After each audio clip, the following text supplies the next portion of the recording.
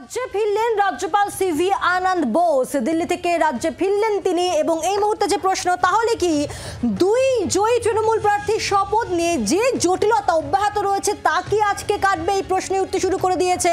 কারণ দিল্লি থেকে রাজ্যে ফিরলেন রাজ্যপাল সিভি আনন্দ বোস, তাহলে কি এবার দুই বিধায়ককে যারা জয়ী হয়েছেন তাদেরকে শপথ নিয়ে যে জটিলতা তৈরি হয়েছে, আমরা দেখেছি যে বিধানসভায় সেখানে উপনির্বাচনে জেতা দুই প্রার্থী তারা কিন্তু প্ল্যাকার্ড হাতে তারা ধর্ণা চালিয়েছে।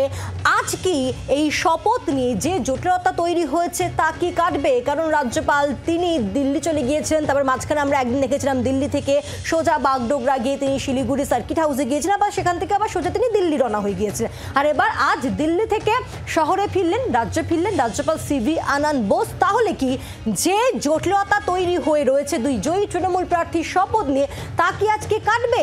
এই দিকে নজর রাখছি আমরা। আর এই পুরো বিষয় নিয়ে তৃণমূল নেতা কুণাল ঘোষ তার বক্তব্য কি একবার শুনবো।